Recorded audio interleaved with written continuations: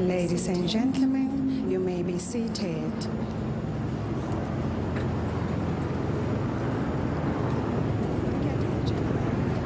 Brigadier General M.A. Jamangile, the Chaplain General of the South African National Defence Force, is requested to lead us in scripture reading and prayer.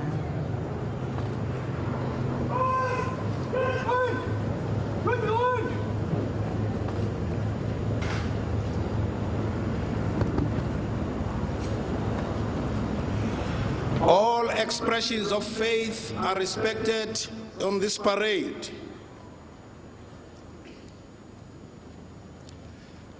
Our scripture lesson reads as follows.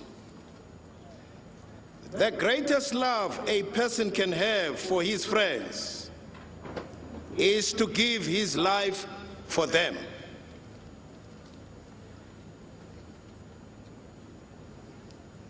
As we commemorate the memories of the warriors of SS Mendi, who paid the supreme price in maritime disaster, the story of true sacrifice, courage, bravery, amidst tremendous odds.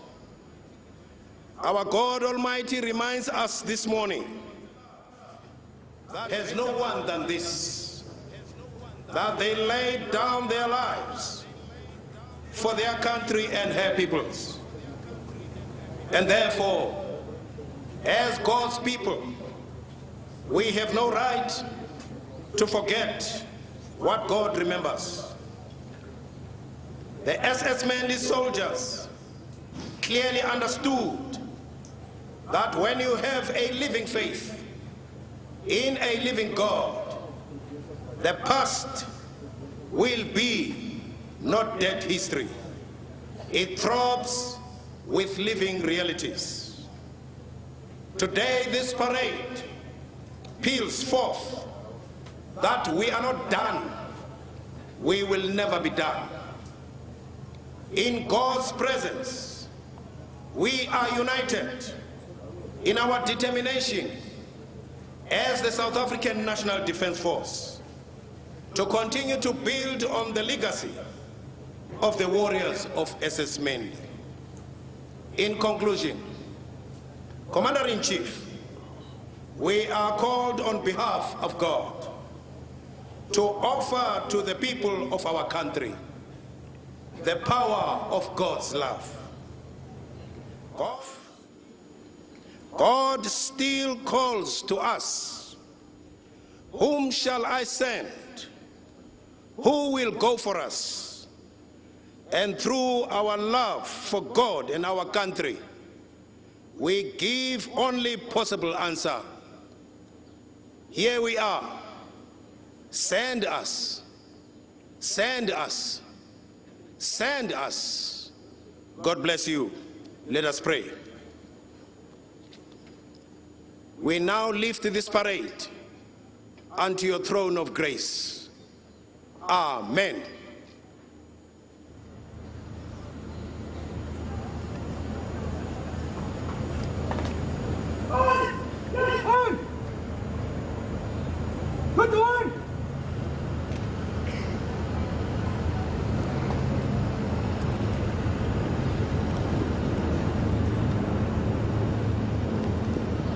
The President of the Republic of South Africa and the Commander-in-Chief of the South African National Defence Force, His Excellency Mr. Ramaphosa, is requested to address the parade.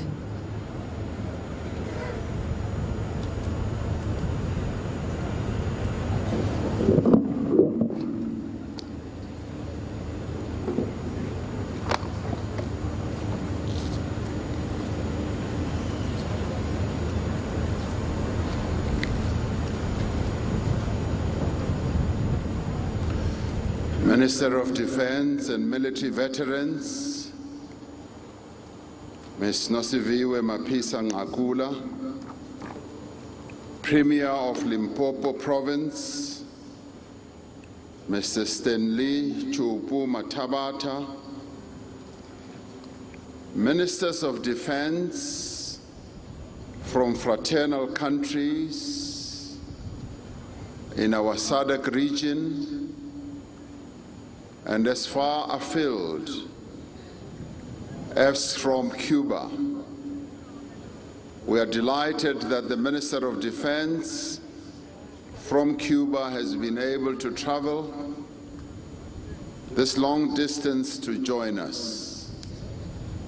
Ministers and deputy ministers of our government, MECs, Mayor of Polokwane and councillors, Secretary of Defense, Dr. Sam Gulube, Chief of the South African National Defence Force, General Soli Shoke,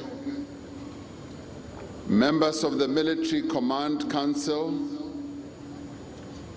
generals, admirals, officers and officials, non-commissioned officers, members of the diplomatic corps, soldiers on parade, military veterans, religious leaders who are amongst us, distinguished guests, and fellow South Africans. As Commander-in-Chief of the South African National Defence Force, it is my honor and my privilege to be here today, particularly to honor our men and women in uniform. Armed Forces Day is commemorated annually to pay tribute to the soldiers of our nation who perished in the English Channel in 1917 on board the SS Mendi during the First World War. We do this so that the sacrifice that they paid should never ever be forgotten. We honor the men and women who protect our borders and those who have gone before, who made the ultimate sacrifice in defense of our nation. We are a proud people, and we are proud of the progress we have made in ensuring that from the desperate apartheid-era armed forces, a single, united, uniquely South African National Defence Force has been born and has emerged. The SANDF is an enduring symbol of our rainbow nation and includes in its ranks black and white men and women.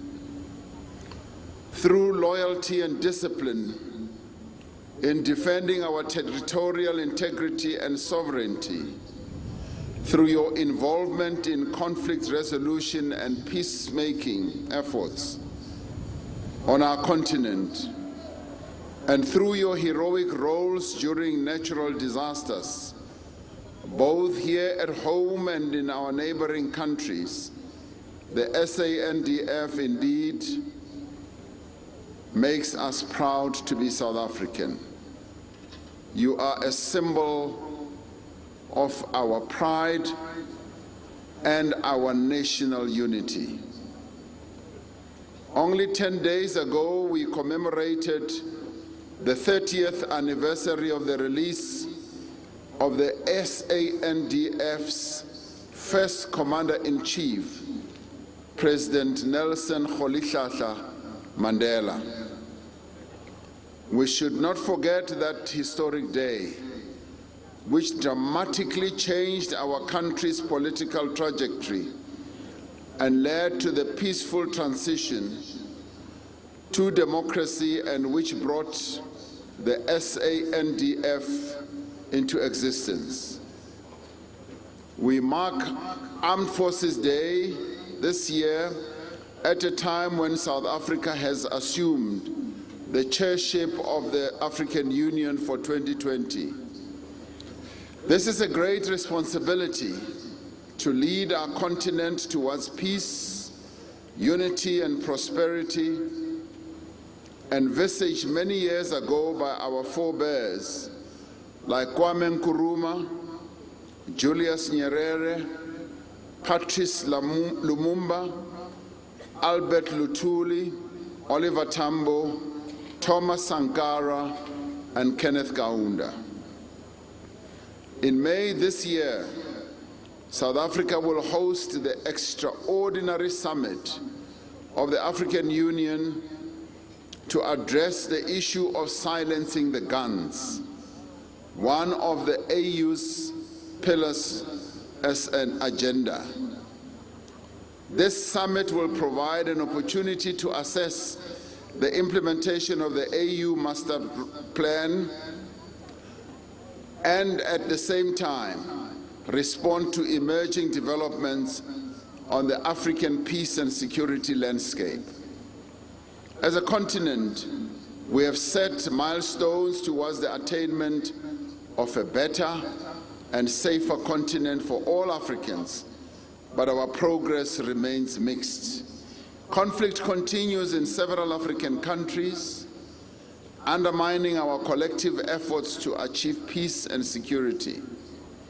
South Africa looks to the SANDF to assist us to meet our obligations with regards to supporting continental peace and security. A lot, therefore, lies on the shoulders of the SANDF, the men and women who make us proud as South Africans. On this 2020 Armed Forces Day, we remember all the heroes and heroines in the SANDF who put their lives on the line to serve their country and their continent. In our quest to silence the guns on our continent, we acknowledge the enduring challenges of armed conflict in Mali, Burkina Faso, and Niger in North Africa, in the Sahel, in the Horn of Africa, and in the Great Lakes region. We are delighted that South Sudan is now advancing to a situation of greater peace, as tomorrow they will inaugurate a united transitional government. And we hope and trust that through that the guns in that country will have been silenced. Our Deputy President will be in attendance as the transitional government is inaugurated. We count on the South African National Defence Force as an organ mandated by the AU and the UN respectively to discharge the important responsibility of promoting peace, I commend our soldiers for staying true to this course and despite the many challenges they face. On this Armed Forces Day, we show appreciation for the service rendered by our soldiers who, despite limited numbers, ensure that the 4,800 kilometers of our vast border is patrolled. The companies deployed along the South Africa border with Zimbabwe, Botswana, and Mozambique continue to make great strides in curtailing illegal actions in their area of responsibility. These men and women do remarkable work in safeguarding our borders and in assisting the South African Police Service with crime prevention. We commend them, knowing that the vast stretch of our border requires far more resources on the ground. As a nation, we owe a great debt of appreciation to our National Defense Force for being not just a fighting force, but a developmental force.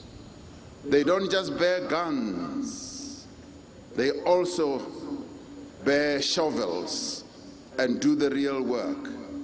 Across our country, we've seen the SANDF render essential services through the deployment of health professionals at public health facilities that are in crisis.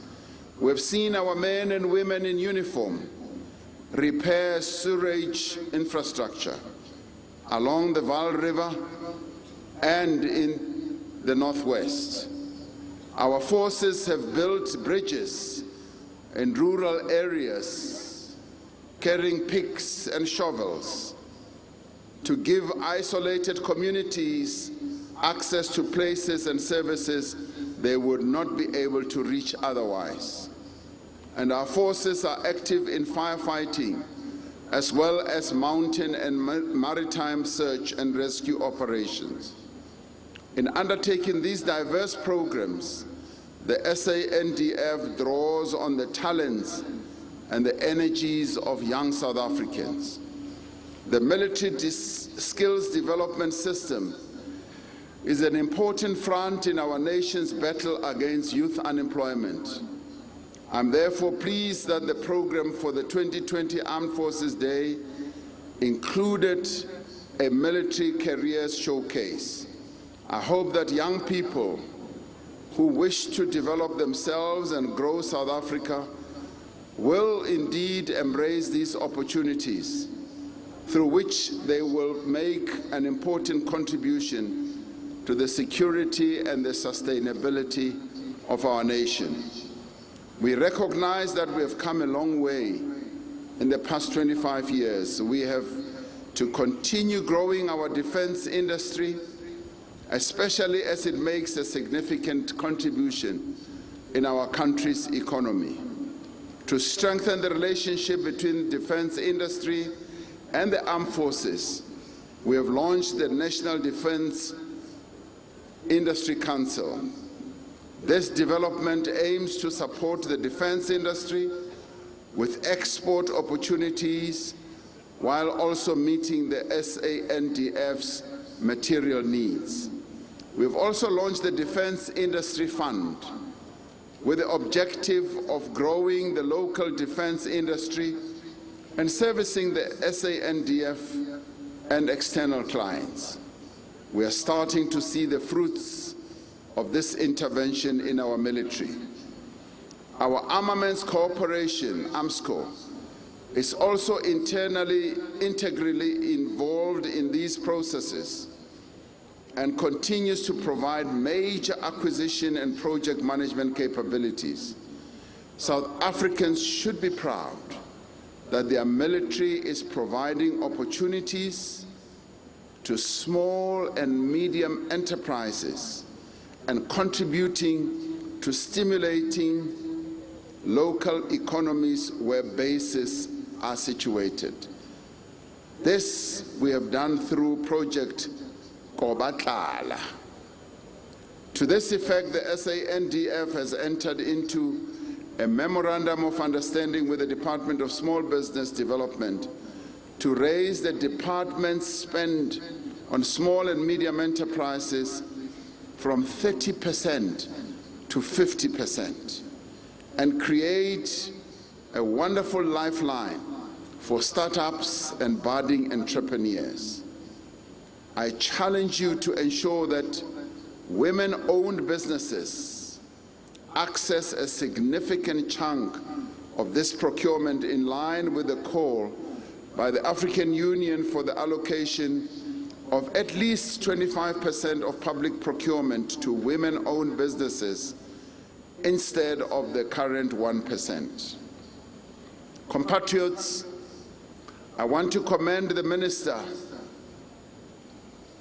Mapisa Ngakula, for establishing the Ministerial Task Team against sexual exploitation and abuse in the military. The task team is currently hard at work to rid our military of incidents of sexual exploitation and abuse which go against the grain of our military ethos and character, and which violate the very principles on which our democracy is founded. These are steps in the right direction to address the disgraceful behavior of a few men, and which will give weight to our efforts to end violence against women on our continent. During our tenure as African Union Chair, we will make the adoption of the AU Convention on Violence Against Women a priority and urge member states to ratify the international protocols that outlaw gender discrimination. The global climate crisis threatens our continent more than most, contributing to resource scarcity and instability. It has the potential to aggravate security issues. As chair of the Committee of African Heads of State and Government on Climate Change, I will ensure that South Africa prioritizes mitigation, adaptation, and support as we address climate change. As Commander-in-Chief, I will keenly follow the initiative that the Defense Minister took with a campaign to plant trees, not bombs, in Durban in November 2019. I was particularly pleased this morning that we were able, in our wreath-laying ceremony, to plant a tree, signifying that, yes, we will want to plant trees and not bombs. The Undersecretary General Fabrizio Drummond of the UN was also part of this initiative and urged UN members to plant 75 million trees as part of mitigating climate change. I urge the SANDF to expand this initiative in partnership with other government entities. I conclude. As I do so, I wish to pay tribute to one of our own, the late Chief of the South African Army, Lieutenant Thabiso Mokgosi, who we laid to rest in December 2019. He would have been with us today. He has left us a rich legacy of his total commitment to serve the people of South Africa, a deep sense of patriotism and humility. In his memory, let us continue serving this country with the highest form of loyalty and redouble our efforts to ensure that South Africans feel safe and remain safe. This, the men and women of the South African National Defence Force, is your calling, and we would like you to live up to that calling.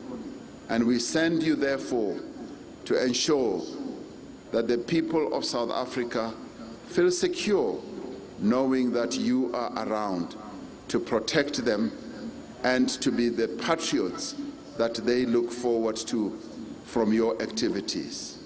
I thank you.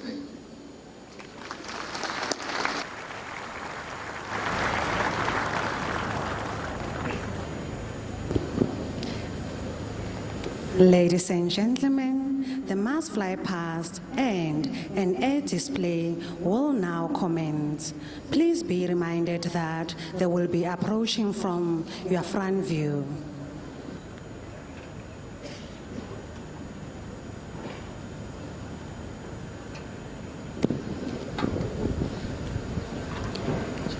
Ladies and gentlemen, the aircraft that you will see in the mass flypast today come from all the squadrons and bases in the South African Air Force. The Chief of the South African Air Force, Lieutenant General F.Z. Nsimang, PSCJ, ENSP, leads an air force that is positioned to inspire confidence amongst the nation it serves. The helicopters participating in the flypast display a combination of the modern sophistication of helicopter operations in the South African Air Force helicopter line. The lead aircraft in the helicopter formation is an Augusta A109 light utility helicopter. This formation of various South African Air Force helicopters is led by Major John O. Sterling from 87 Helicopter Flying School from Air Force Base Bloemspruit. The Augusta A109 and the Super Lynx helicopters were acquired by the South African Air Force as part of the strategic defense packages and are a valuable part of the Air Force helicopter fraternity. The Rooivalk was designed and built in South Africa in coordination with Denel. It is an attack helicopter used in the ground suppression, anti-armor, reconnaissance, close air support and counter-insurgency roles. The Rooivalk attack helicopter has been employed very effectively against the M23 rebel forces in the Democratic Republic of Congo in support of the MONUSCO Force Intervention Brigade. The Rooivalk is operated by 16 Squadron, also based at Air Force Base Bloemspruit in Bloemfontein. The Oryx is the South African Air Force's medium utility helicopter and is utilized for reconnaissance, airborne command and control, search and rescue, amongst other operations. The Augusta A109 is used for command and control tasks and light communication flights. Ladies and gentlemen, helicopter formation.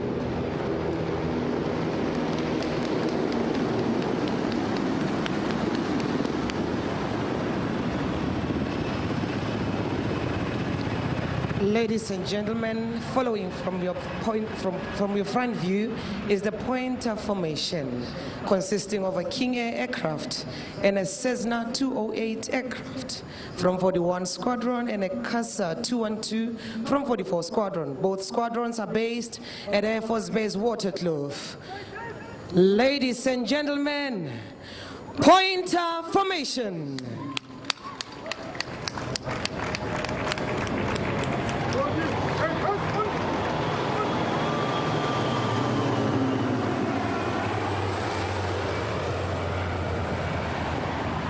Our next formation is Jumbo Formation. This formation consists of a C-130BZ medium transport aircraft operated by 28 Squadron based at Air Force Base Waterkloof. Together with the C-130 are the Silver Falcon Formation aerobatic team flying the Pilatus PC-7 Mark II Astra aircraft. The Silver Falcons are the South African Air Force's official aerobatic display team based at Central Flying School at Air Force Base Langebaan. Jumbo Formation. Ladies and gentlemen, the Hawk Formation is led by Major Phumelele Nzuta, the training coordinator at 85 Combat Flying School, based at... Jumbo Formation, correct? Correct. All right. What is that big aircraft used for mainly? The C-130 is mainly used as a troop carrier for the 2nd Air Force. Right. It's utilized in the mission area to transport our troops into the mission area. All right. Also, it does cargo drops, both light and heavy cargo drops as required. Now, these are the aircraft that many have come to see. Just listen to this sound, folks.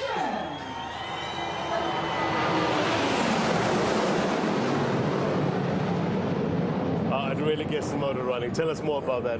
Now, what the viewers just saw, it is the Hawk Mark II fighter trainer aircraft, so a leading trainer for students. Once they qualify the Central Flying School on the PC-7s, then they will move on to the Hawk lead trainer. So my understanding about the Hawk is that it's a transonic lead-in fighter trainer. Is that how you would describe it? Yes, that is correct. All right. It's a lead-in to the Gripen fighter aircraft, which will be next.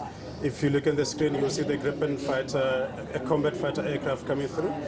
It is stationed in Mercado at 2 Squadron.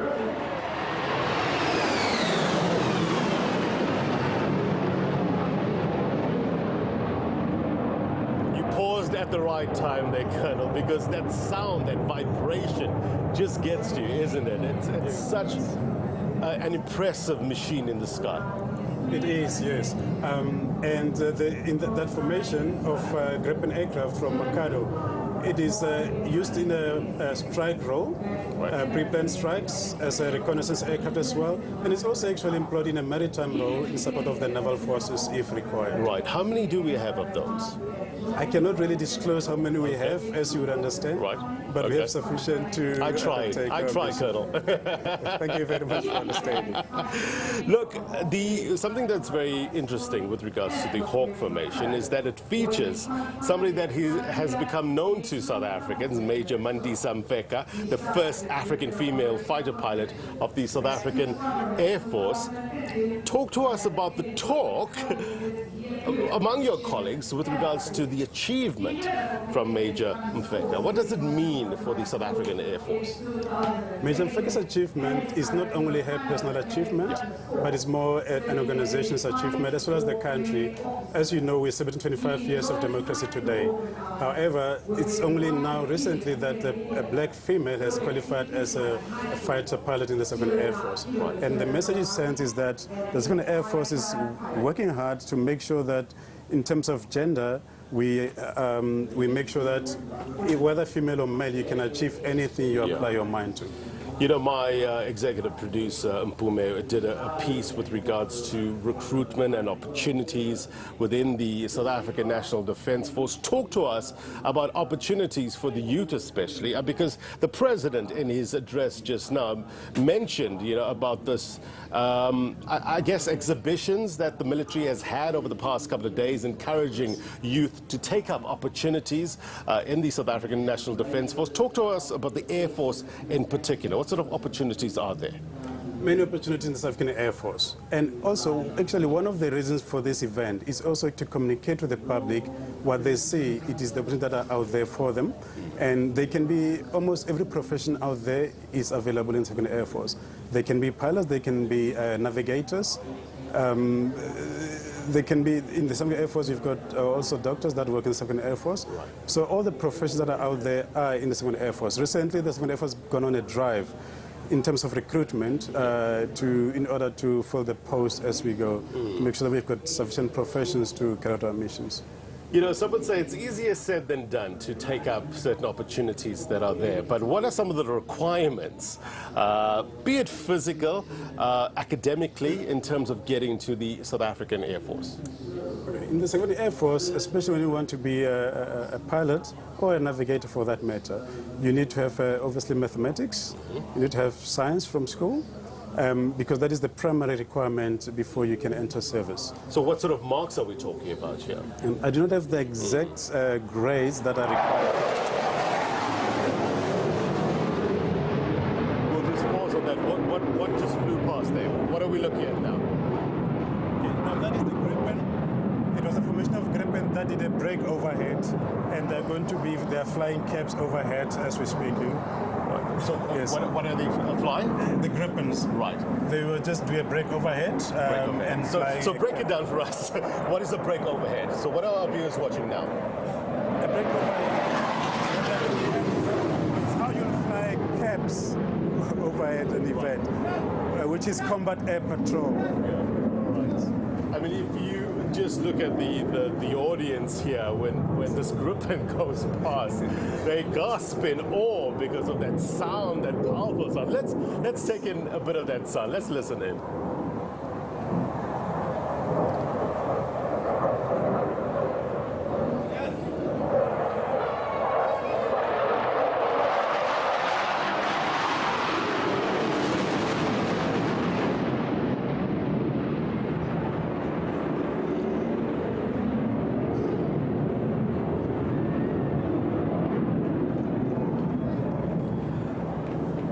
So the president looks impressed as well. The Gripen is a multi-role fourth-generation fighter aircraft.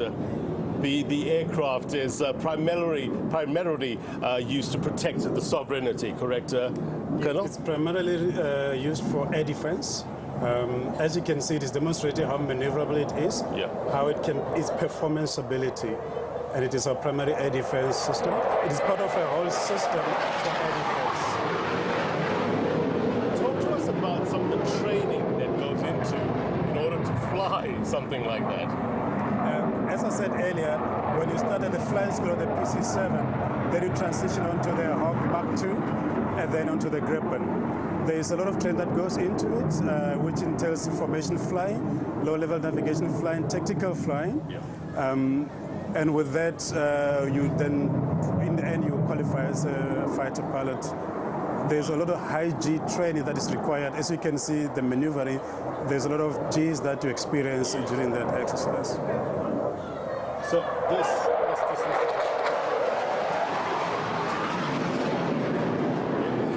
we can't get enough of it. Our camera operators are doing their best to try and track this down in the sky. It's pretty difficult. And, you know, a lot of props go to them for tracking this Gripen. What's Gripen down? What sort of speed is it traveling at? I don't know the exact, but it's tablet Mach speed. It's at a very high speed, yes. So it's protecting the sovereignty of South African airspaces through defense missions such as intercepts, I'm told, close air patrols. We're talking about fighters and close air support as well. Also, maritime operations. Tell us a bit more about that. In terms of maritime operation, what it does is it's got the ability to do reconnaissance at sea in order to track. We know we're busy with operations on the Indian Ocean in terms of anti-poaching, so it can assist with in terms of tracking vessels at sea. And obviously it communicates that to the naval vessels as well in order to capture the pirates if it is like that. Talk to us about some of the success stories, I mean, in terms of the Indian Ocean and South Africa's role in anti-piracy efforts along the Indian Ocean, and the Air Force playing its role. Talk to us about some of the successes. I do not have all the details with me, but it's an ongoing operation that we carry out in the Indian Ocean as well. Right. And it involves helicopters as well as fighter jet and transport aircraft.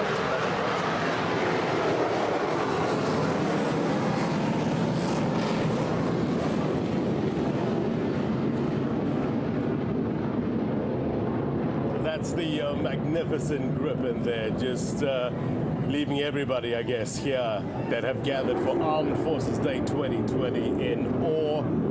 In terms of training for something like this, Colonel, talk to us about that training process in terms of flying formations, especially when you see these Gripen fighters flying formations. That's not an easy feat, isn't it?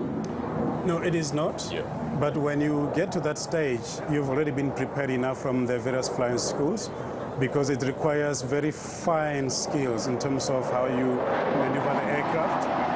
We do a lot of formation flying, very close to the other aircraft. You do low-level flying, very close. We call it nap of the earth flying, because it's very tactical in order to complete the mission. The margin of error is very little. It's an amazing aircraft. As we look at just to remind you, the aircraft that you're looking at on your screens in a short while is the Gripen. It's a multi-role fourth-generation fighter aircraft, and it's primarily used to protect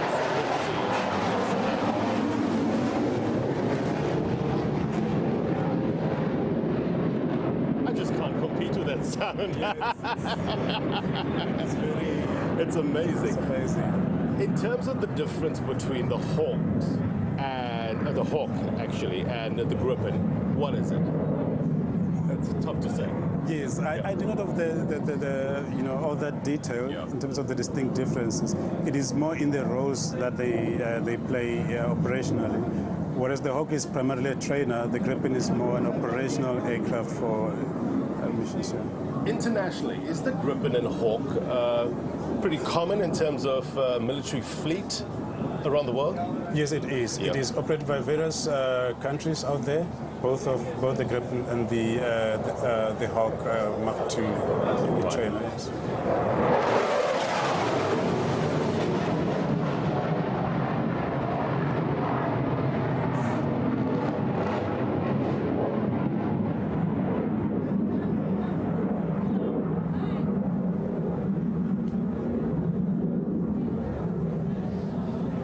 Just joined us. We come to you live from Polokwane. It's Armed Forces Day 2020. I'm sitting with Colonel Mogetsi, and he's from the South African Air Force. Colonel, with regards to confidence that South Africans should have in particular the Air Force, would you say that South Africans should be secure in terms of knowing that the Air Force has their back and is able to protect them given any circumstances? Yes, sir. I would say the Civil Air Force is prepared. Although we are in peacetime as it is now, we are continuously training for the various missions that we have to carry out in case of direct threat against the country.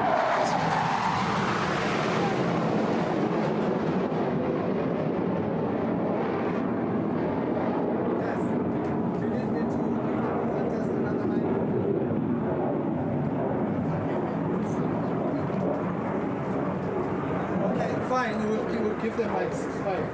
Yeah, this group ones, man. They read my Asia. Hey. He wants to talk. Please listen, guys.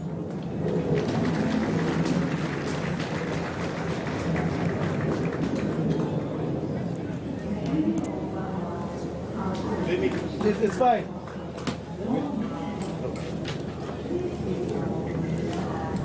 Keep it, the press on just for the case.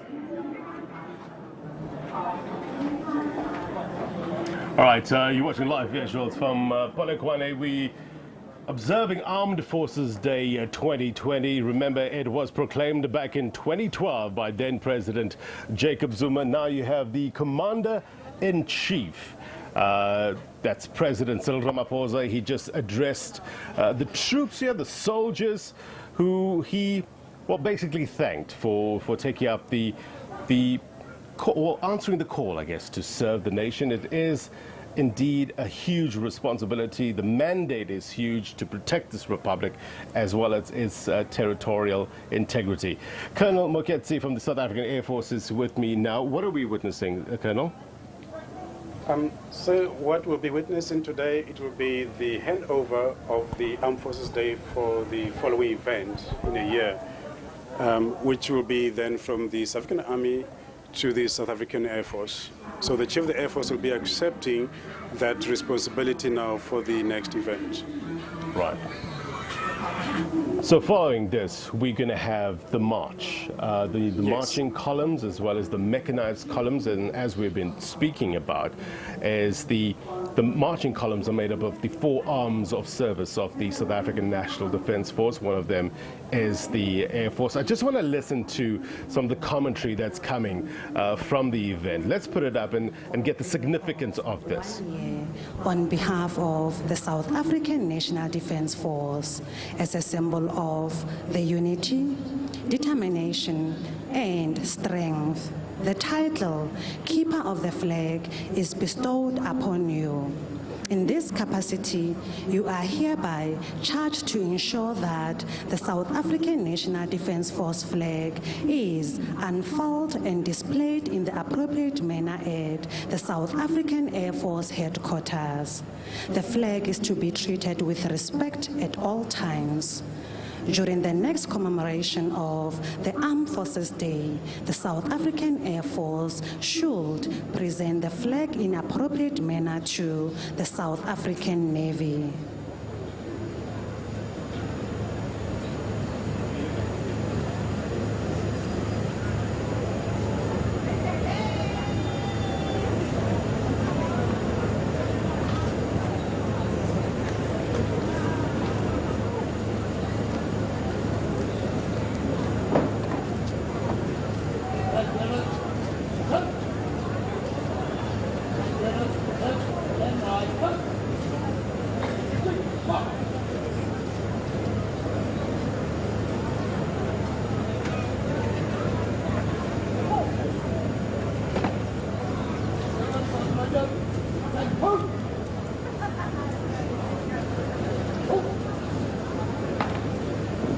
The handing over of the scroll, which is the instruction to the display and safekeeping of the flag, will now commence.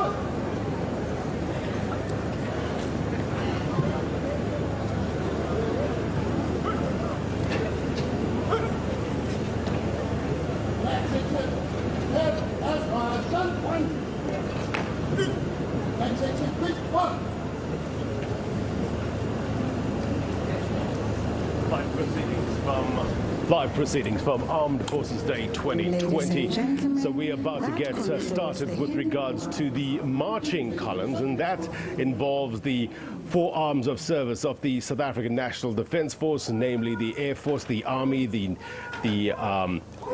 Navy, as well as the medical health services as well. Colonel Waketsi is with me currently here. He's from the South African Air Force. Colonel, you fly helicopters, correct? Yes, I fly helicopters. And just remind us with regards to some of the helicopters that we've seen today. I mean, I know about the Oryx, the Roy Falk as well.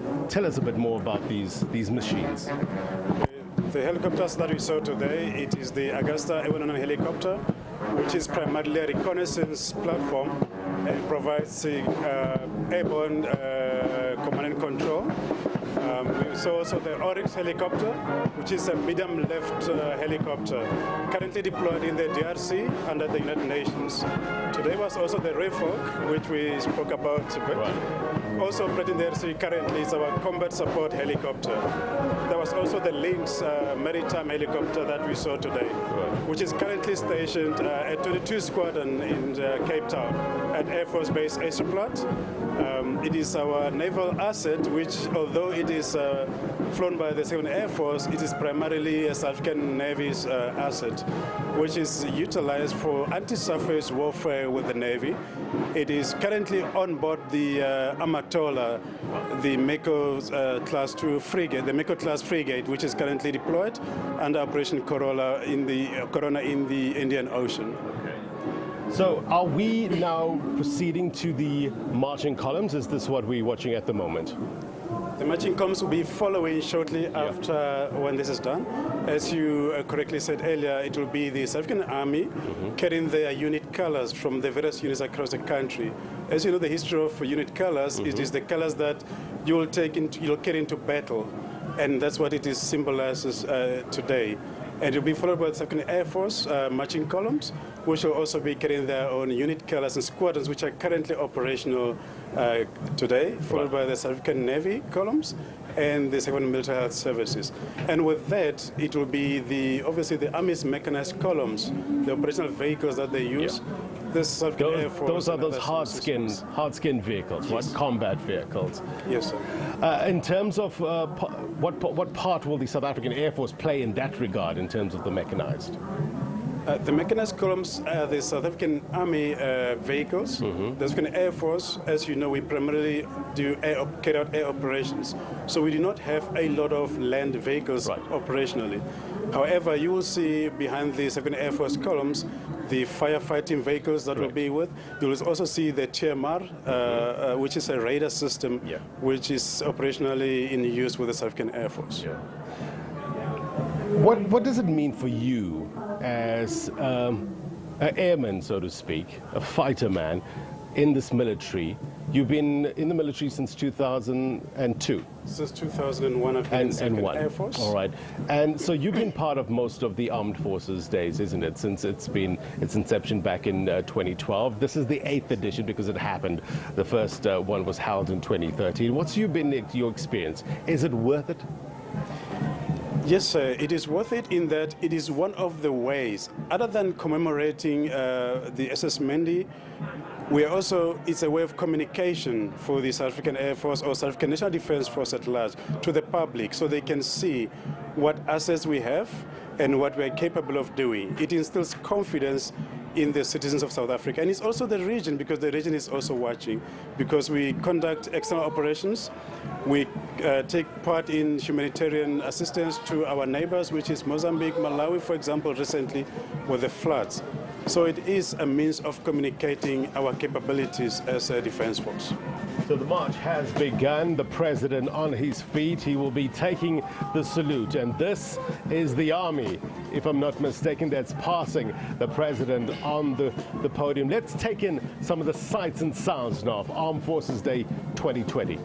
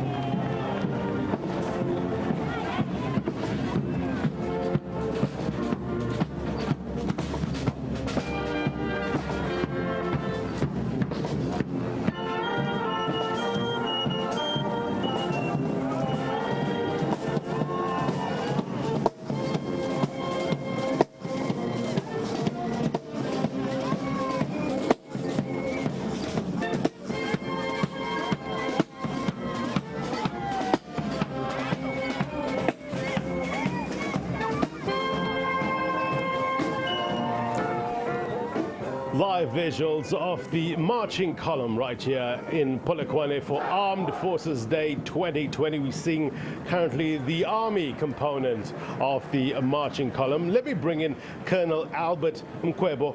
He's from the South African Army. Colonel, thank you very much indeed for your time. I guess it must be a proud moment for you sitting here watching your men and women out there. Thank you very much for the opportunity.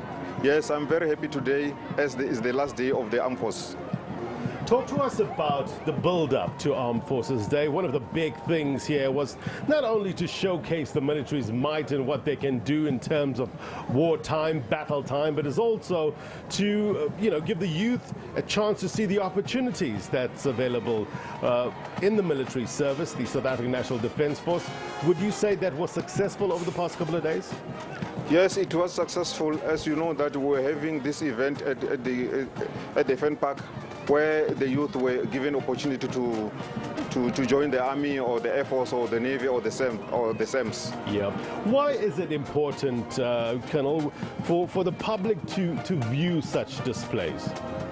It is important for them so that also, as you mentioned previously, that the youth are the target group, because you must rejuvenate the army. As you see that many soldiers are growing old now, so we must rejuvenate the army and the Air Force and the Navy. Yeah. And are you getting a sense that the youth are taking up that opportunities and trying to seek a better life in the military, so to speak? Do they see a future for them in the military?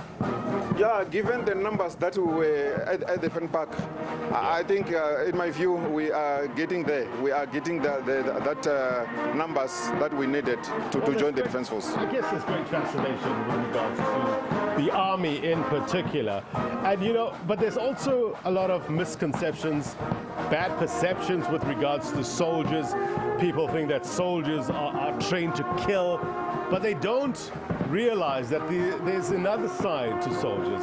And you don't realize certain things that they do in terms of assisting in natural disasters, for instance. Talk to us about the role other than battling for the South African Army. Yes, the army is not only for war. The army, as you know, that we are like the departments in the government. We do have got disaster. If there's disaster, you see that we're also helping during the disaster. As for example, the event that we're doing there in Val. So that was the army that was doing those parts. Right. So we do have got a variety of activities that we do in the military, not only the army, but also specific with the Air Force, helping also when there's disasters and all that. So there's variety of opportunities. Right. No doubt you would have heard of late a lot of calls from the public in general in order to bring the South African Army in various communities in order to help put paid to crime in certain areas. In terms of the mandate of the South African Army and the military by extension, do you think that's a good idea? Is the Army generally for that in terms of helping communities? Yes, it's a good idea, although we are in support role. The mandate is not lying with the army or defense force. It's lying with the police. We are in support in terms of that with regard to the crime, like you see in Cape Town. We are not in command of that exercise. The police are the one who is in control of that, but we are only in support. All right. Colonel, thank you very much indeed for your time. I'm going to let you go. Colonel Albert Mkwebo from the South African Army. As we watch the Navy component now come in, let's take in some of the sound there.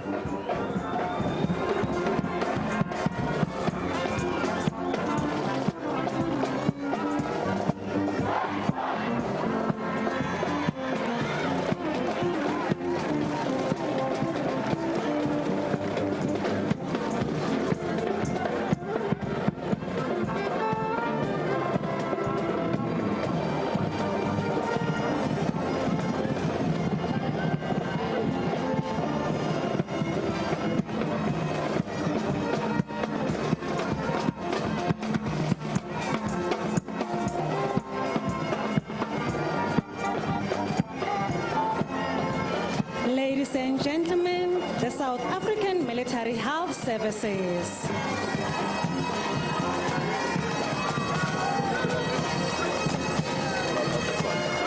Right, you were just watching there the men and women in white, the South African Navy. Let me bring in Captain Zamo Khumalo from the South African Navy commander for the African Forces, Armed Forces Day 2020. Captain, you know, as we were talking earlier on, it's more important, I guess, in particular for the South African Navy, considering the history of Armed Forces Day, established to, in part, honor those who perished on the SS Mendi. Talk to us about this day and the significance of it. Oh, the significance of this day of the Armed Forces, I must say, as I've mentioned earlier on, it's just to commemorate the men and women who perished in service of this country and that were not initially honored, and also just to keep on keeping the traditions of the South African National Defence Force, while also deploying our forces to ensure that the men and women charged with the responsibility of the safety of this country are trained professionals. So we changed this day, Armed Forces, from province to province. Right. Fortunately, this time around, we are here in Polokwane, and they have received us quite well. Right. That's always important, isn't it? For the public who you defend and protect to have confidence in particular the Navy. The core business of the South African Navy is to fight at sea. But talk to us about your regional reach. Our regional reach, I must say, we as the South African Navy, we are actually supposed to be able, or we are able actually, to reach all over the world at sea. But at this stage, I must say, what we have been concentrating on for the past couple of years is just our bilaterals and our trilateral agreements with countries like Tanzania and Mozambique in ensuring that the piracy does not come down into our waters. Mm-hmm. And also we've been doing a lot of exercises here within our coastal waters under the auspices of exercise Operation Corona, right, in protecting our own waters. You know, I was talking to a member of the South African Air Force as well, and they, you know, act as a support role for the Marine, for the Navy. Talk to us about the successes. Is those bilaterals bearing fruit? Oh yeah, very bearing fruit. You can see for a couple of years now, the piracy have actually diminished quite a bit within the African continent, more specifically within the eastern coast of Africa. Yeah. So all these trilateral and bilateral agreements with countries on the eastern coast have actually assisted in ensuring that our waters are safe, yeah, and all our merchant vessels can safely have a safe passage within our waters. Talk to us about our fleet and our vessels. How impressive are they? Oh, they are very impressive. Unfortunately, you won't be able to view all of them here because we are inland, but most of our forces are based in Durban and Simonstown. You're only going to see some of the elements which are of the Maritime Reaction Squadron that are mostly used by those elements, our boarding boats, our riverine patrol boats, our diving boats, and our boarding boats. Right. So as the South African Navy, you deal with vessels. Obviously, this is a parade on land, but I'm sure that you are featured in this next segment, which is the mechanized column, and this is basically a parade of the military's hard-skinned vehicles. There you see the VIPs are watching on, and earlier on, you know, people were clapping and cheering on the military. I guess it's a good sign, but let's just talk to us about your part in this mechanized column. Our part in this mechanized column, you will see our elements are going to follow the elements of the SA South African Air Force. We have a riverine patrol boat which is going to be leading our own convoy, and then followed by our harbor patrol boat, which is normally referred to as an Amakura. Right. Then we have a boarding boat, which is a third in line, and our diving boat. Unfortunately, you won't see all the other elements, as earlier said, but this is what we are actually going to be showcasing here.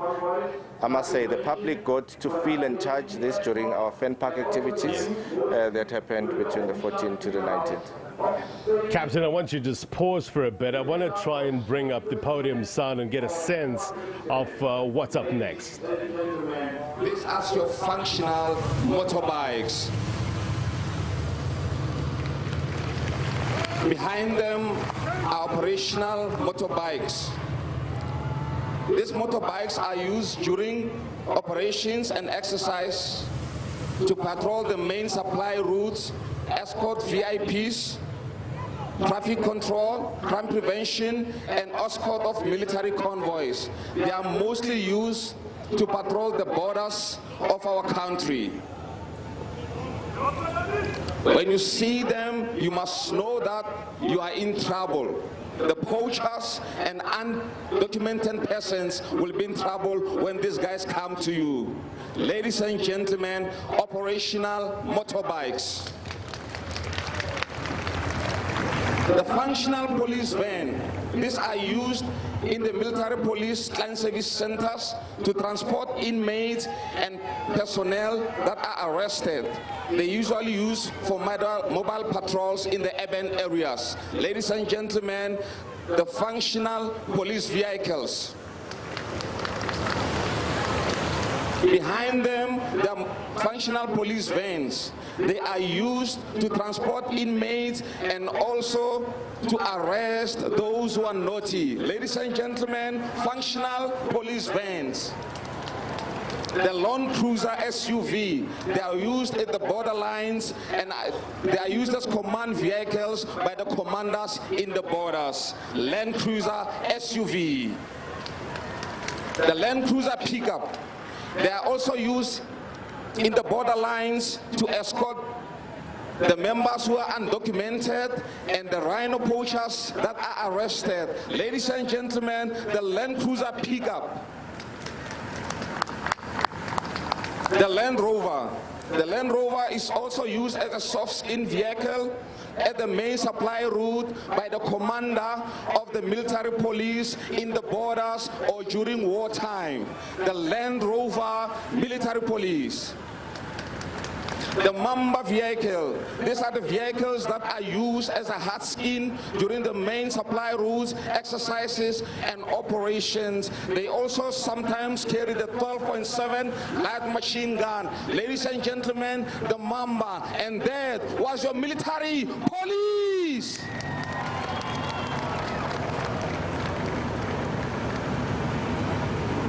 Ladies and gentlemen, what follows is now the boys and the girls that make sure that the metal meets the mood when it is required. I present to you now the Rattle command vehicle, which is leading these vehicles at the moment. From the east to your right, and they are now leading the artillery regiment. The Rattle infantry fighting vehicle is used for many functions within the DoD today.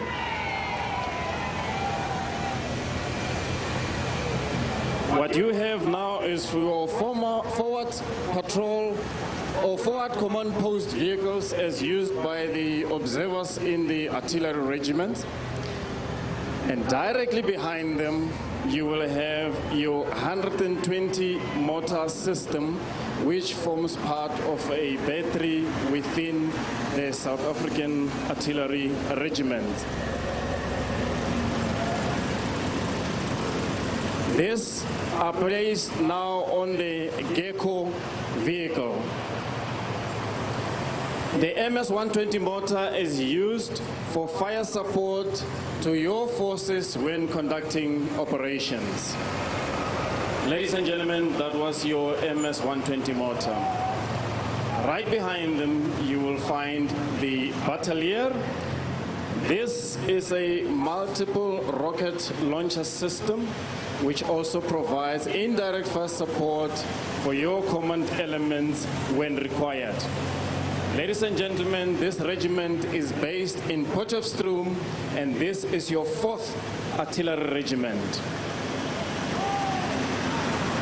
Directly behind your multiple rocket launcher system, you now have the G5 105mm gun system.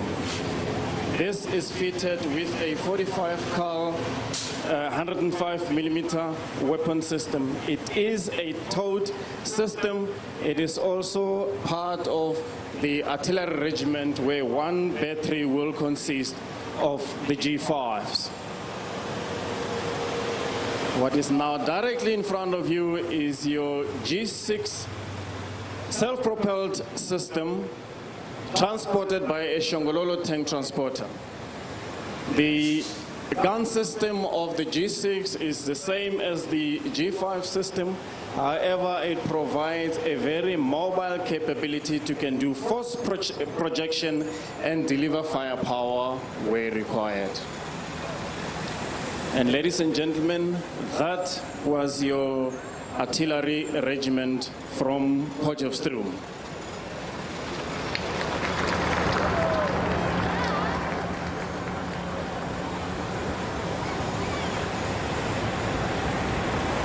And ladies and gentlemen, the vehicle directly in front of you is the Rattle 20 mil, and also the Rattle 60 mil breech loading system is used in the combat role, as I've already informed that many of the units, their commanders will have the Rattle vehicle.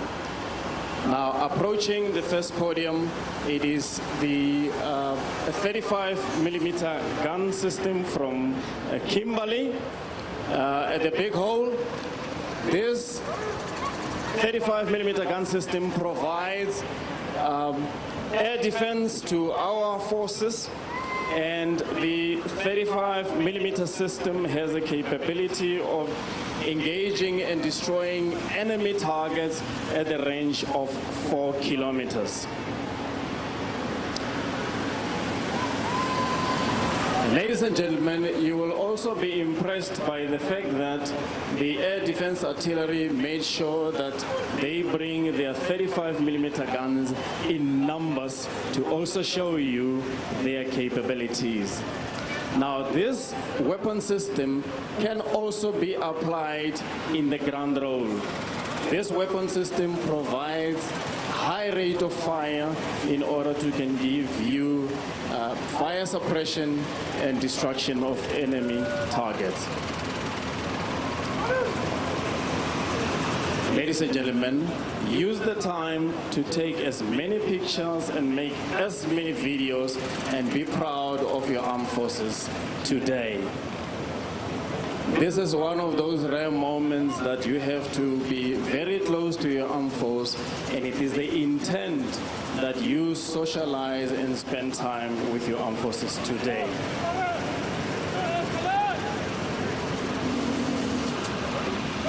You can see as the people traverse, elevate and declinate the gun system so that they show you what the system is able to do so that it can be able to provide air defense and destruction of enemy targets or enemy aircrafts. Ladies and gentlemen, Limpopo today is visited. Live visuals from Armed Forces Day 2020. I want you to notice something very interesting. You see the barrel of this gun currently on your screen. It was lowered when it went past the president. What I'm given to understand, that's called a mechanized salute. So very interesting facts coming out of here. These impressive vehicles showing South Africa's military might to those that have gathered here and watching there at home. We've been talking a bit about, the confidence that South Africans have, and we would like to hear more from you, South Africa, in terms of what do you think about Armed Forces Day 2020 in terms of the benefits for this country. You can send us your thoughts at the agenda_SABC. We'd love to hear from you in terms of, are you convinced by what you've seen that we are indeed in good hands? Remember the mandate of the South African National Defence Forces to protect the Republic, to protect its territorial integrity, as well as to protect its people. That's you and me. Let me bring in Colonel Albert Mkwebo back into the conversation. He's from the South African Army. Colonel, tell us about some of these vehicles and, in terms of how it ranks in terms of international standards. Talk to us about them. The vehicles that you see now are the vehicles from the anti-air defense artillery. Those guns that you see, they are the ones that is used to shoot the aeroplanes or any disturbance from the airspace. I was in 2011, I was in Libya, and I was covering the civil unrest there. And what I've noticed there is those anti-aircraft missile launchers, or the guns, so to speak, right? They were on the back of buckies. You'll often see it in visuals when you're talking about those part of the world in terms of Libya. Talk to us about mounting something like that. Is it secure? Is it meant for, say, for instance, these buckies, those anti-aircraft missiles or guns? Are they meant to be placed in the back of these buckies? No, they're not meant to be placed on the buckets, but they are only improvising because they don't have that machinery. So they're not part of the government, as you know, that they are fighting the war in the North Africa. So they just improvise to put it on the guns, so that if ever maybe they want to put it, that those vehicles are shot, then they can change and put it on the other vehicles. But that is not meant for those vehicles. That is not a military vehicle that you see in those Arab countries. In terms of the age group of some of these vehicles, these military vehicles that we're looking currently on your screen, how old are they? No, I cannot just give you. I cannot give you the age, but they always revamp them. Right. Yeah, to have a new version of the vehicles that you see. So in terms of the age, I cannot give you the age, but they always revamp them. You know, I'm always interested in the tanks. We're likely to see them coming through. With regards to the people that you normally see sticking out, protruding, the soldiers that are protruding from the tanks, are they the eyes and ears of the tank, so to speak? Yes, the tanks have got a crew. That one that you see on top of the tank is the one who is guiding the movement of the tank. There is a driver that you see. You cannot see it because he's sitting inside the tank there. But that one is just a guide. It takes a special person to stick out of that in terms of battle time, you would agree. In terms of the training, Colonel, talk to us about some of the training that Army men and women go through in order to be in tip-top shape and battle ready. The training differs. It differs. As you see the tank, we call it specialization, because if you are a tank driver, that means you will be in the armor corps. If you are in the artillery, that means you will be in the artillery corps. If you are in the intelligence, that means you will be in the intelligence corps. So the training differs, but it doesn't differ from men to women. All of them, they go same training as we speak. You know, we just saw the president in your shot a short while ago. He is known as the Commander-in-Chief of the South African National Defence Force. But, Colonel, it doesn't matter who the Commander-in-Chief is, isn't it? Because the South African National Defence Force is above politics, correct? Yes, the Commander-in-Chief is the President. He's the one in chief of all the arms of service, and in fact the Defence Force in total. From the minister, then you get the Commander-in-Chief, who is the President Ramaphosa, so to speak. Right. Talk to us, Colonel, about some of the challenges in the South African Army. Where are the critical shortages, would you say? There's no much critical challenges, but we'll be happy if you can get more money to can service and maintain this machinery. As you can see that it's a very heavy machinery that you see moving past us here today. So would you say funding is an issue? Yes, if we can get more funding for the Defence Force, it will be good. How is, according to you, the issue of funding or a lack thereof preventing you from doing your job effectively? No, the lack of funding is not preventing us from doing the job. We still maintain the job that we're doing at the end by the capability that you see here today. So the issue of funding is not jeopardizing our job, but if we got more funding, then it will be more so that we can also maintain these capabilities that you see here today. I was speaking to Lieutenant Colonel Connie Silva earlier on from the Medical Health Services. He's standing next to us here. He's going to come in a short while to talk about the Military Health Services component of the mechanized column. So we'll bring him in a short while ago. But I was talking to him earlier on about, you know, when a soldier is not fighting a war, is not in any battle, or is not in any peacekeeping missions on the continent or conflict resolutions, what do they do? No, it's not necessary for us to be in the war at all times. No. because we are busy with we call it continuous training. If we are not in the battle, we are in our bases, but maintaining our training so that we can know what we do. We call it continuous training. So in the base, we do continuous training. So what does continuous training mean? What happens from Monday to Friday, so to speak?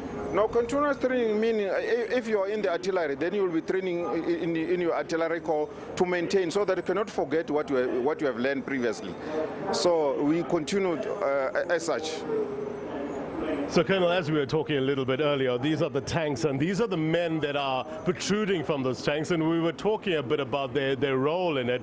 Just for those who have just joined us, these are live visuals of Armed Forces Day 2020. Colonel, talk to us about these tanks and how effective are they in battle, and those people, the soldiers that are protruding from them. That tank that you see passing us now is called as Elephant Mark 10, Elephant tank. That tank can shoot a distance of maximum 40.5 kilometers from where we're sitting now, as we speak. 40.5 kilometers. Yes, 40.5 kilometers. Yeah. Yes. And the one we're currently seeing at the moment? The one we see there, it's a elephant tank, as I indicated to you. They are carried in the vehicles. We call them shongololos. You call them shongololos? Okay. And what sort of training? How does one get to drive a tank such as this? Talk to us through the training that one needs to go through in order to navigate something like this. Although I don't specialize on that, yeah, but the training that they are doing it in Bloemfontein. That's where they are housed. Their unit is in Bloemfontein. That's where they are doing their training of the tanks. So if you're just joining us, these are live visuals from Armed Forces Day 2020. You're having, on your screen you see the mechanized column and the various tanks that the South African National Defence Force has, and many that you talk to, on the sidelines are quite impressed in terms of the capabilities of the South African National Defence Force. Colonel, talk to us about the firepower capability demonstrations that has happened over the past couple of days. What went into doing something like that, and what sort of response did you get from the people that you interacted with? The response was good. As you see that we were having from the Air Force, we were utilizing the Hawks and the Gripens that were fighting there, and also the tanks. But we were just simulating the battlefield, because that range that we were utilizing is not fit for shooting for these main battle tanks that you see here, the Elephant tank that you see. So we were simulating the battle there in that range. But the population or the community, they like that one because it was good for them to see, most especially the night capability demonstration. The big bangs are always a crowd pleaser, I'm sure. I remember covering Armed Forces Day in KwaZulu-Natal, and as you were saying, those night flares, it's very impressive seeing what our military can do and what they're capable of. So what are we witnessing now, Colonel? These are the machinery for lifting the mine. Then the mine and then the vehicle that you see there are the people that are responsible for the bomb disposal. Right.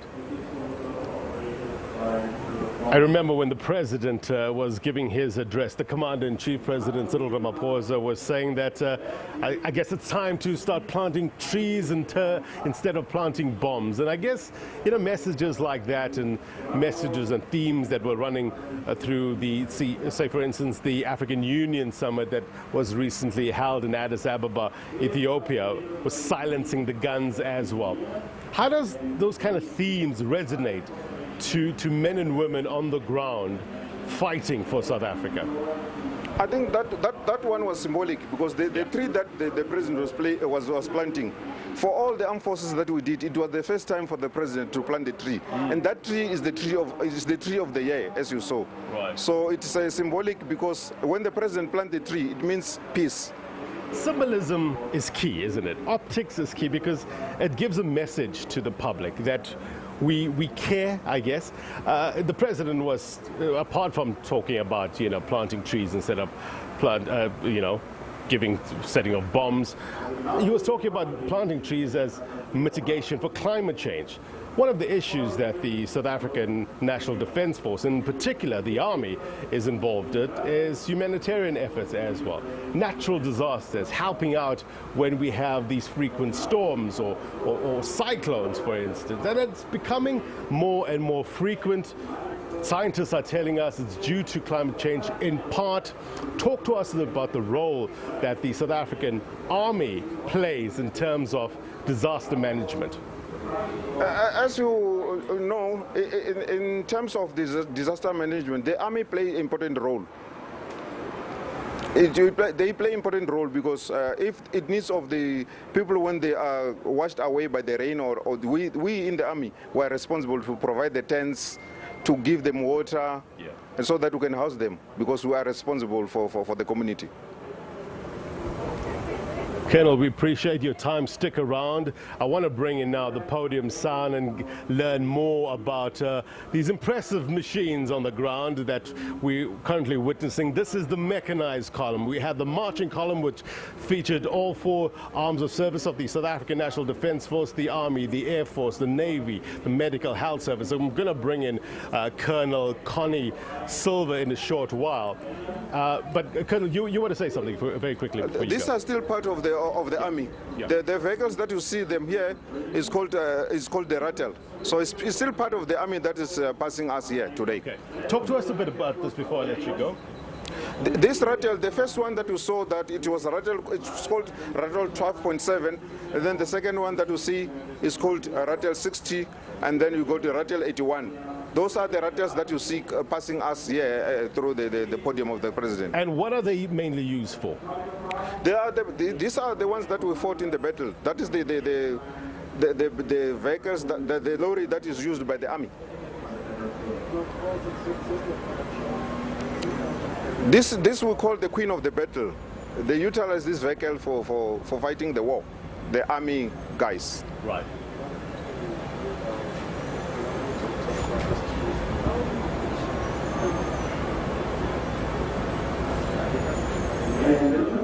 All right, Colonel, thank you very much indeed for your time. Appreciate you. Stick around. We will try to bring you back in terms of learning more about this. Let's take some of the podium sound.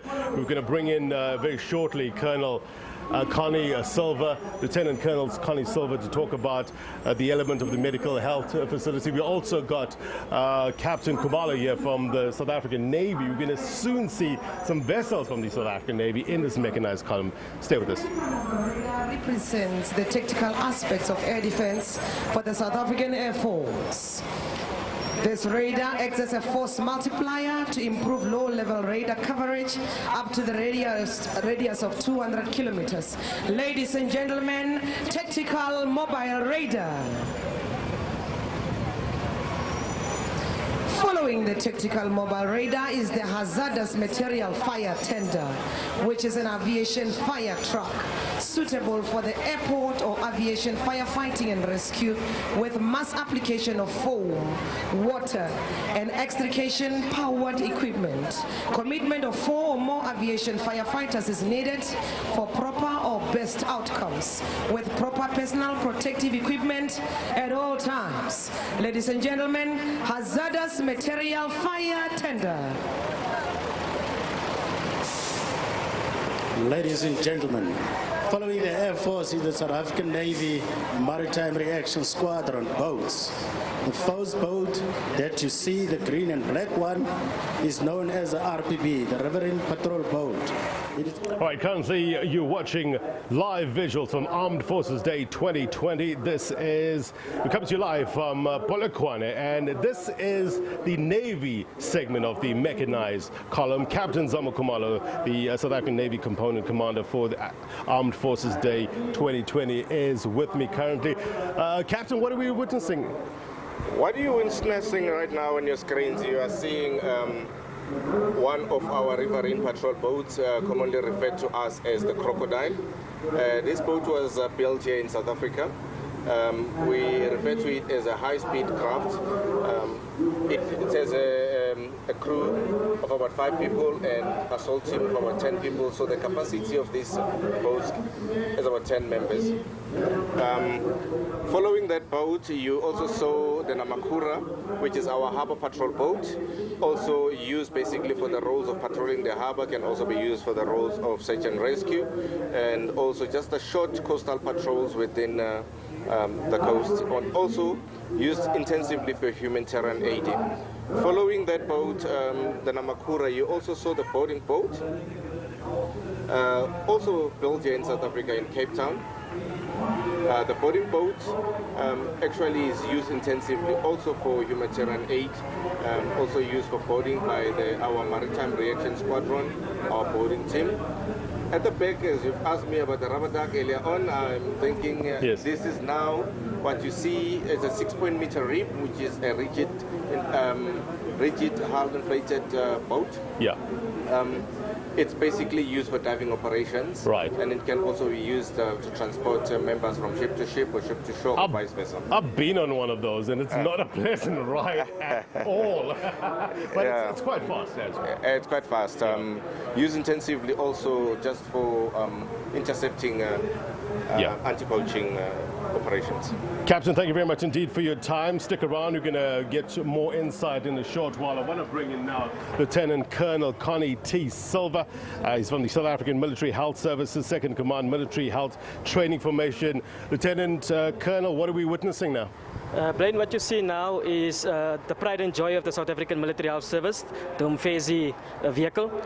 We've got 2 conversions of the Umfezi vehicle. The one is a command vehicle, and the other one is then converted into an ambulance where we can carry up to 4 patients in stretchers and 2 seated down.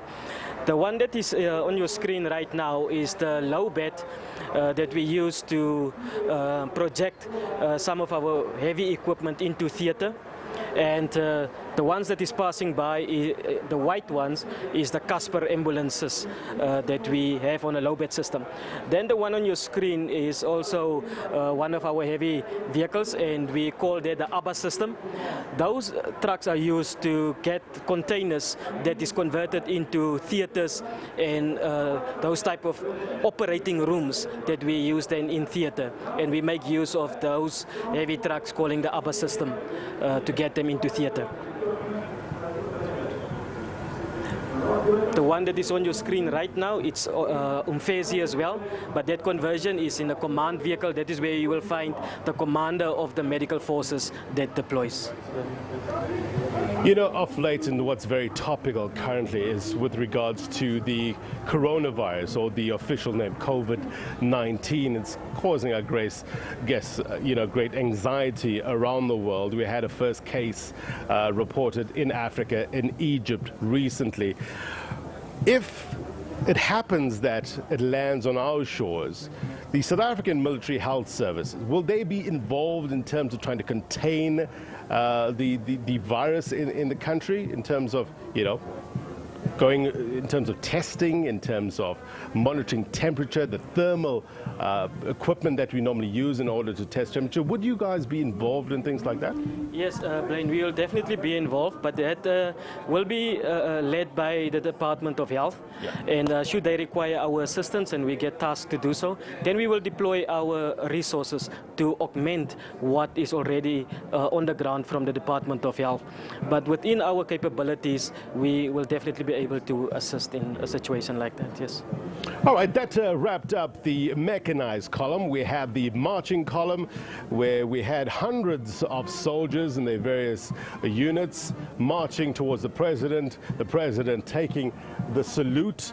And currently we have the president seated there, but this is basically the tail end of what is happening. The National Ceremonial Guard is heading towards the president now, and from what I understand, Lieutenant Colonel, are we going to get the anthem and the gun salute once more?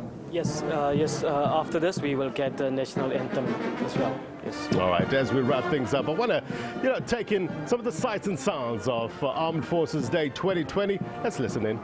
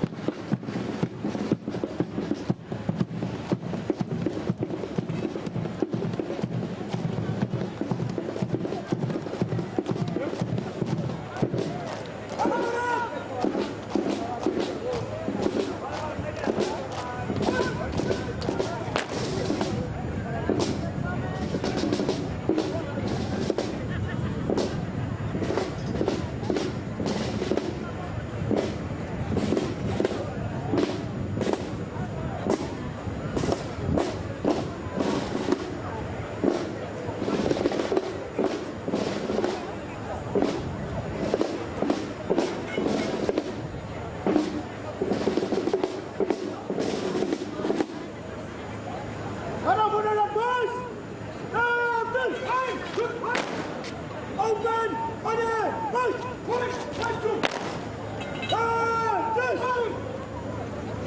Good! Good!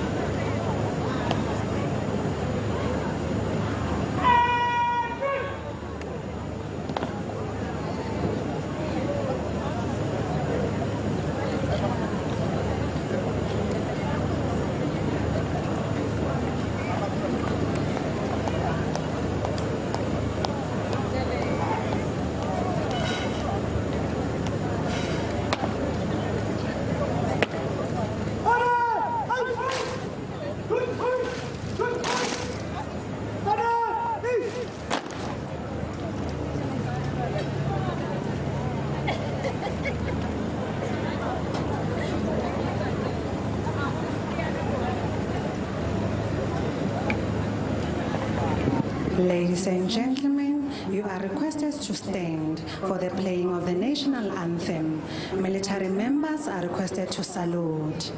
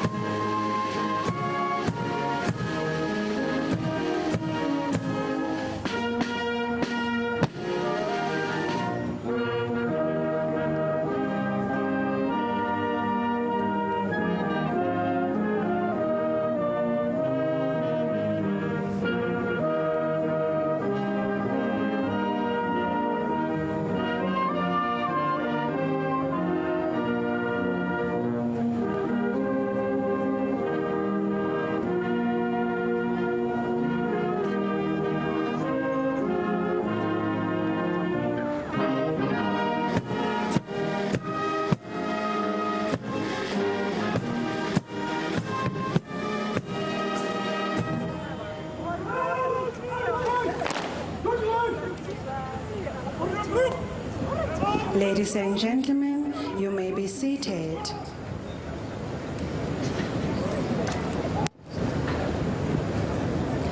Ladies and gentlemen, please remain seated until the podium group has withdrawn. You are further requested to remain seated until the Guard of Honor, band, and flag company has marched off.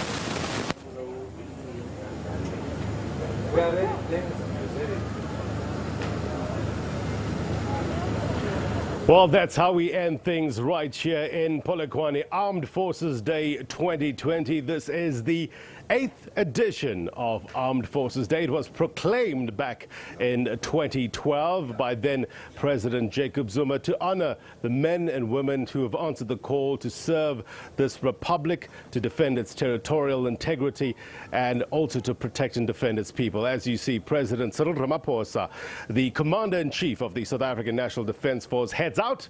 That's how we say goodbye from here. Next stop is in Mpumalanga, and after that we're told that all all 9 provinces would have been serviced, I guess, one would say, by the South African National Defence Force. All 9 provinces would have had a chance to see the military might of the South African National Defence Force.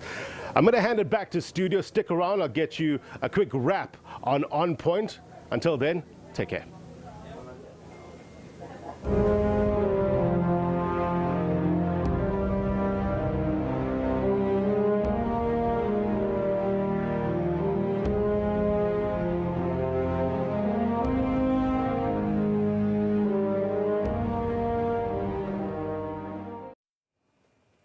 And if you